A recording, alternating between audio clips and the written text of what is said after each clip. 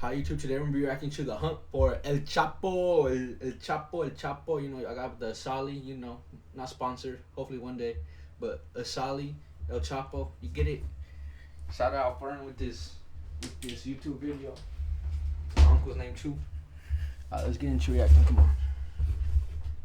A month ago. This is the most heavily guarded prison in Mexico. Tall mesh fences, huge watchtowers. The area is a no-fly zone.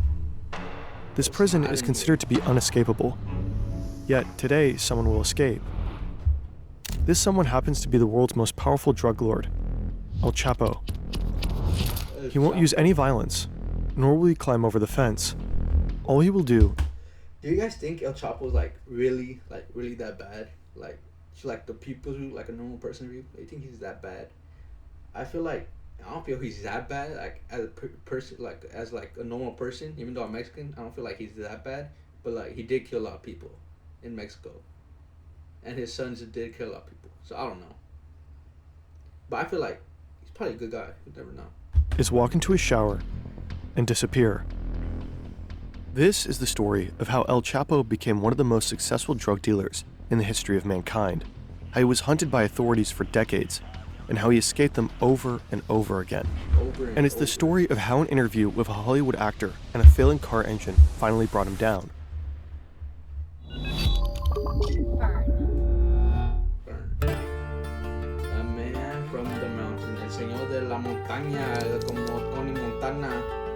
1957. Joaquin Archivado Guzman Loera was born on April 4th, 1957, in a poor family in a poor neighborhood, the village La Tuna in Mexico's Sierra Madre Mountains.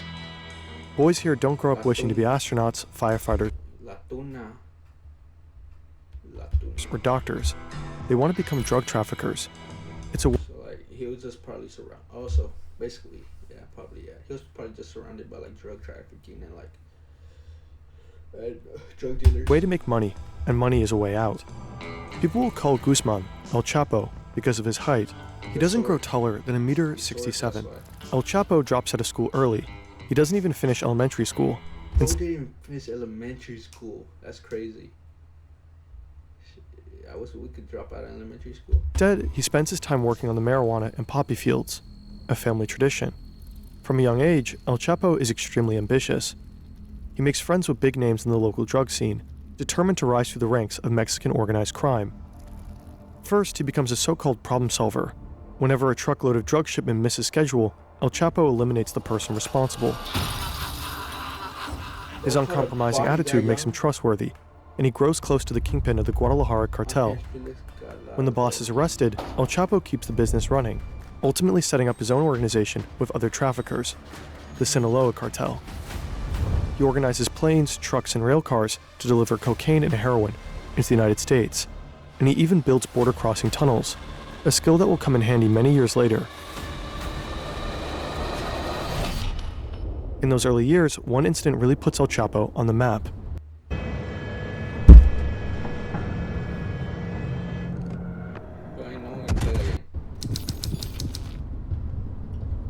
This is Juan Jesus Posadas.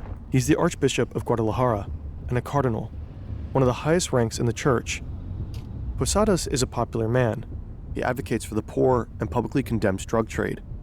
Right now, he's on his way to the airport to meet an ambassador of the Vatican.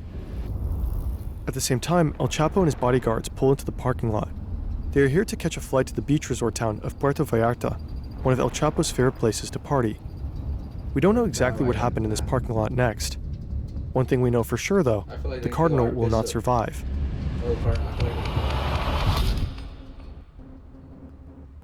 This is the official version. These brothers run a drug trafficking operation out of Tijuana. They are at war with El Chapo and his cartel. They fight over drug-running territory, and somehow they get wind that El Chapo is going to be at the airport that day. So one of the brothers and a group of gunmen rush there to ambush him. When they spot him and his bodyguards, they step out of their cars and open fire. El Chapo and his men run toward the terminal building, taking cover behind cars in the lot. It's raining bullets, but somehow they manage to escape without getting hit. The failed assassination leaves 7 people dead, among them the cardinal. This is the version of events that authorities will publicly report. Posadas was caught in the crossfire, wrong time, wrong place. But there are doubts about this story. I feel like for the Cardinal, bro, if they started shooting, and the bullets come, they go back in that car up. Fuck out of here, nigga. Fuck. Nigga, don't go forward, bro. Push the reverse, go to reverse, clutch it all the way, get out of there. I don't know why you sat there, bro. He could have been alive. R.P. the bro, though. Bro, like, get up there, nigga. I'm trying to make it at home. El Chapo, you know what he was doing. Bro, he probably hitting some rounds like, pop, pop, pop. Get out of here. His death doesn't appear like a coincidence. Forensic experts will later say it's likely that the gunman killed the Cardinal deliberately. He was shot 14 times from close range. 14? Later, the officials suggested that means he couldn't get out of there even if he wanted to. Bro, push the truck. Get out the way. I'm getting out of here. Gunmen had mistaken the cars. El Chapo regularly drives a white Mercury Grand Marquis. They shot him 14 times? 14 times close range? The same model Posadas sat in that day. The gunman thought it's El Chapo's car and opened fire. But the Cardinal wore his robe when he was shot. He was not dressed at all like a drug lord. If the gunman killed him at a close range, how could they have confused him with El Chapo? That's what I'm saying. Years later, the successor of Posadas will make a serious accusation. He claims the murder of the Cardinal was a crime of the state. Se trató de un crimen de Estado, perpetrado por la policía. It was a state crime perpetrated by the federal judicial He believes the police police carried out the killing for the Mexican government. Posadas had accused government officials of having ties to these cartels. Up to this day, it remains a mystery. What really happened in 1993 at Guadalajara Airport? So they think the Cardinal had ties to the cartel? This is El Chapo's wife, his sons, and one of his closest partners. Just 2 months ago, El Chapo was captured and brought to Altiplano Maximum Security Prison. Now the group is working on a plan to get him out. They begin by acquiring an old property 1 kilometer away from the prison. Next, they buy an old warehouse nearby. Here they store weapons in an armored pickup truck. Then they hire workers for one very specific job, digging a sophisticated tunnel. But you know, I feel like I'd say right now, I'm going back. Back in 1993, after the shootout at Guadalajara Airport, the Mexican government placed a bounty on El Chapo. It took just 2 weeks until he was found and arrested. He denies being responsible for the death of the Cardinal. He insists that he was the supposed target of the shootout. Ultimately, the authorities believe him. They don't charge him for homicide, just for drug trafficking. He is sentenced to 20 years in a Mexican prison, but he continues to run the Sinaloa cartel from behind bars. Through his lawyers, he passes orders to his closest allies. He doesn't need to be in the room to pull strings. His empire runs on whispered instructions and tightly coordinated moves. Sometimes real power is remote. With AnyDesk, you can access any with to extradite criminals set up anywhere. Also, the Mexican Supreme Court just approved a law that makes it easier to extradite criminals like him to the US. Time to get out. The official version of his first prison escape is spectacular. He supposedly bribes a guard who helps him climb into a laundry cart. The guard then pushes the cart out of the cell, down the hallways, and through an unguarded gate to the parking lot. El Chapo. Bro, this is the type of thing you see in the movies, bro. Bro, if you have that much money in the world, you can do whatever you want. Chapo jumps out and climbs into the trunk of a car. The guard gets in and drives to the outer prison gate. After a quick search, the car is waved through. Nobody checks the trunk. Like $1,000. But again, that's just the official story. Several authors and journalists don't buy it. One argues that the prison's checkpoints were equipped with heat and motion sensors, capable of detecting any living creature, even a cat. That means the alarms would have gone off. Instead, the journalists suggest that El Chapo may have left the prison dressed in a police uniform, escorted by other corrupt officers. One way or another, systemic corruption likely played a role, and El Chapo put his newly won freedom to use. Wix gives you the power of AI to build the website you need. With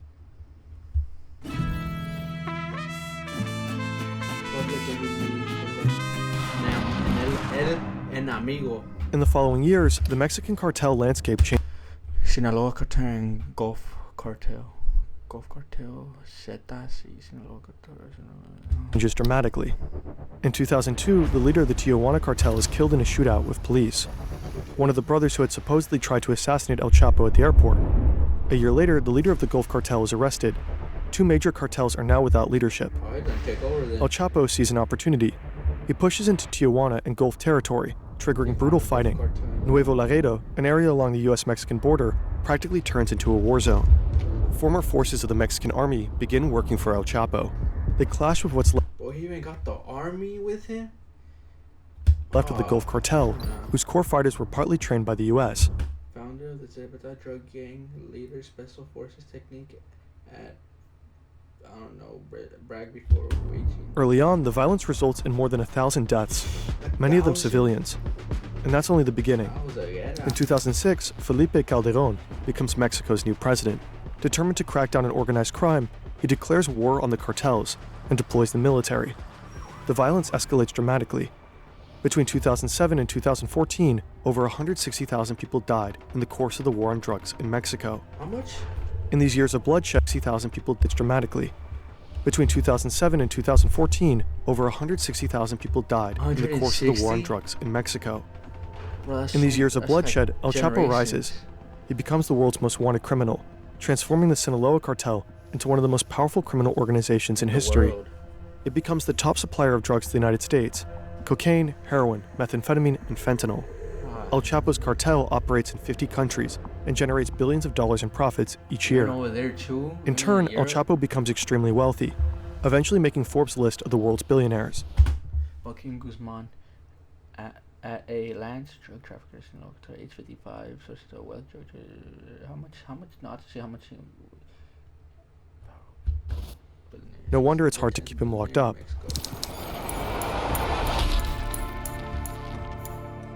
El Chapo's rescue commando needs to know the exact location of his prison cell, so they smuggle a GPS watch into his prison cell, disguised as a food item.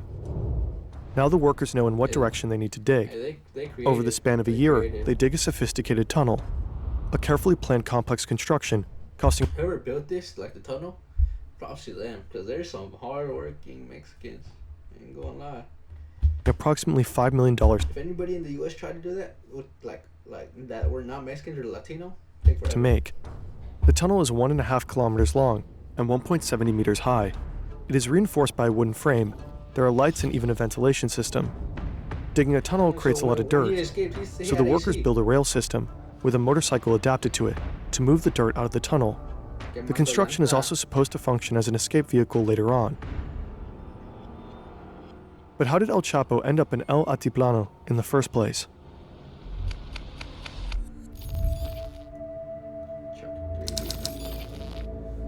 Andrew Hogan is an agent with the Drug Enforcement Agency. He wants to take down the most powerful drug lord on Earth, perhaps in history. Currently, he's looking for allies, but he soon discovers somehow there is no task force, no team, not even a single federal agent assigned to the job of bringing El Chapo to justice. So he takes a Spanish class and prepares to move to Mexico. Meanwhile, one of Andrew's colleagues in the US manages to get the pin to El Chapo's BlackBerry, thanks to someone in his inner circle. He tracks down his phone to the holiday resort Cabo San Lucas. The colleague immediately I always wanted to go to Cabo San Lucas. Never went though. I'm gonna go one day. Calls Andrew. They're excited, and so they pass the information to the officials in Mexico. The DEA and Mexican police quickly head down to the place where El Chapo is supposedly hiding, but he's nowhere to be found. Next, they narrow down El Chapo's phone signal to one of 3 mansions near the resort Cabo San Lucas. This time, it's a hit. He's there. But before the forces arrive, El Chapo just escapes through the back door. Somehow he makes it to an airstrip without being caught and is flown to safety. Just like that, he's gone, just like that. El Chapo always seems to be one step ahead. He constantly changes his SIM cards and phones and simply outsmarts the authorities. One DEA agent supposedly said the Mexicans couldn't catch El Chapo if he was standing at the fucking Starbucks across the street from the embassy. That's crazy. But Andrew Hogan doesn't give up. In May 2012, he moves to Mexico City with his family and takes over the Sinaloa case. In the months that follow, he and his team begin intercepting members of El Chapo's inner circle. Bit by bit, they uncover the cartel's complex communication system, how often numbers are changed, possible code names, and GPS locations. Slowly, a picture begins to emerge. One day, El Chapo seemingly wants to meet an underling in person, and he sends one of his chauffeurs to pick him up. Hogan tracks his phone. The chauffeur finally arrives at a place in Culiacan. The signal leads to a group of 5 houses. Hogan organizes a capture operation with dozens of Mexican Marines, helicopters, and trucks. and he joins the mission himself. They surround the property and storm inside. But once again, El Chapo is gone. Instead, they find a strangely placed bathtub covering the entrance to a tunnel that leads into the sewers of Culiacan. But this time, the Marines manage to stay on El Chapo's tail. 3 days later, they find out that one of his men had driven him to the coastal town of Mazatlan, to a hotel. The Marines enter the 4th floor of the hotel. They storm into room 401, heading straight for the bedroom. El Chapo is with his family. He barricades himself in the bathroom with an assault rifle. His wife pleads with the soldiers not to harm their daughters. Shortly after El Chapo surrenders, they got him. I feel like if his family wasn't there... Andrew Hogan's job is done now. He caught the most wanted man on the planet, and he worries for the safety of his family, who moved to Mexico with him. So they board a plane back to the US. Meanwhile, El Chapo goes to Altiplano. The US is pushing hard for his extradition. This would likely be his doom, the end of his reign. Time for another tunnel. Yet another escape. Otra, juega más, juega más. The rescue team and the workers manage to locate the exact spot of El Chapo's cell shower. They build a 10-meter vertical passageway that connects the tunnels to the cell, including a ladder. All this digging and drilling creates a lot of noise. Several inmates are complaining, but the guards ignore them. El Chapo's rescue team manages to complete the 5 million tunnel directly into his prison cell, without anyone interfering. All that's left is breaking through the cell floor, and thus comes the day. Tough mustache. El Chapo sits on his bed.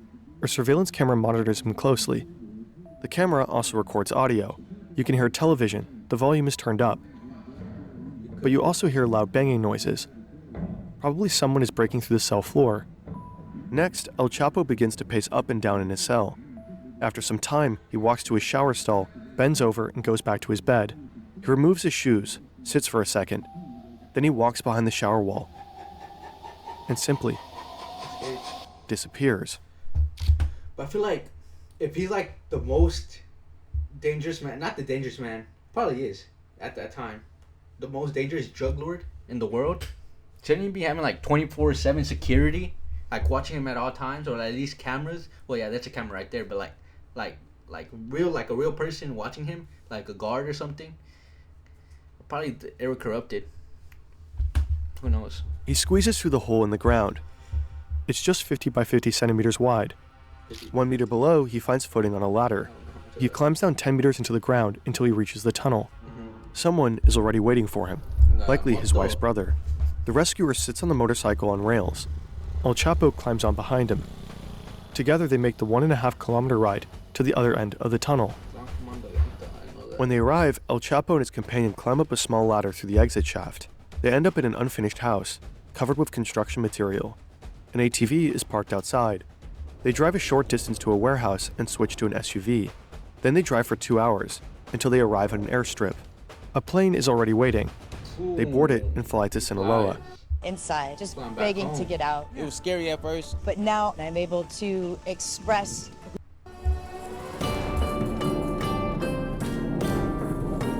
2 months later, one of El Chapo's sons posts a tweet.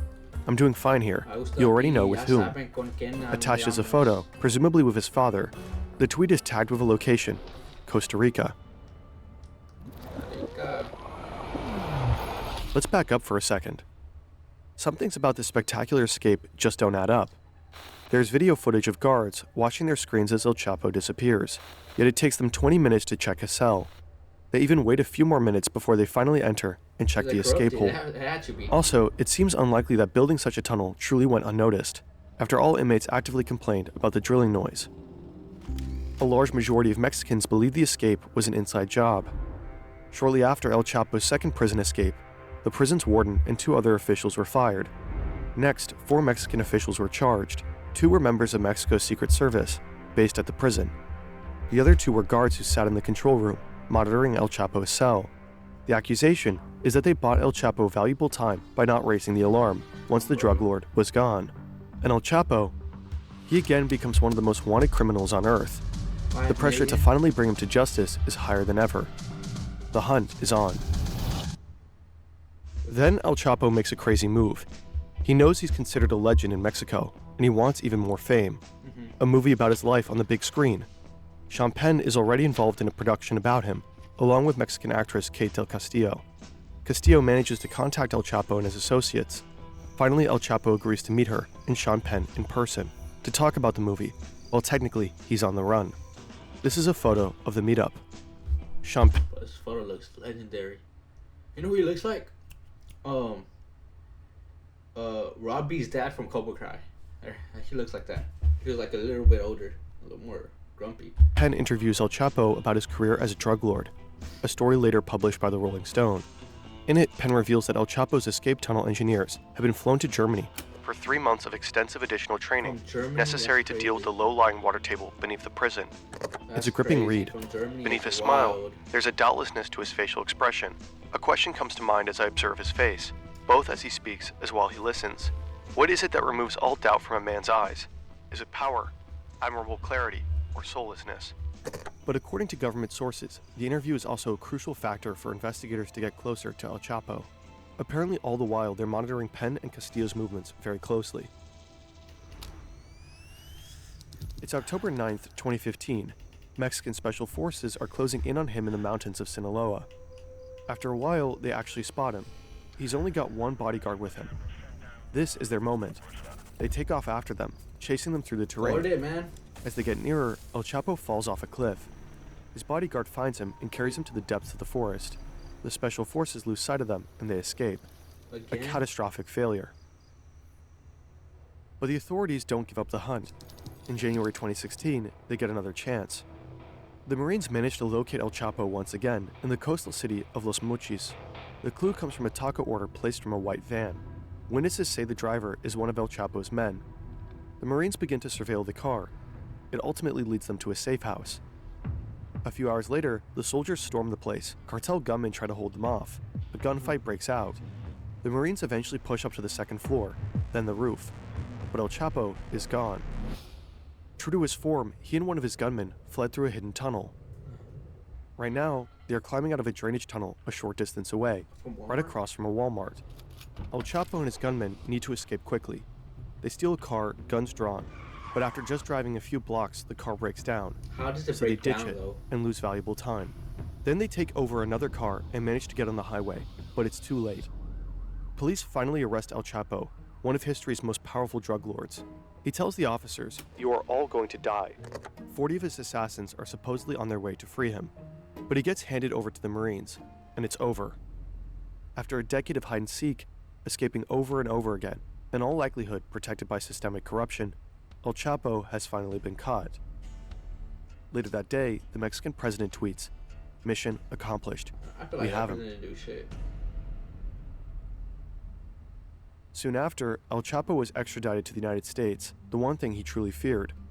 On July 17th, 2019, 3 years after his second escape, he was sentenced to life in Colorado's Supermax prison.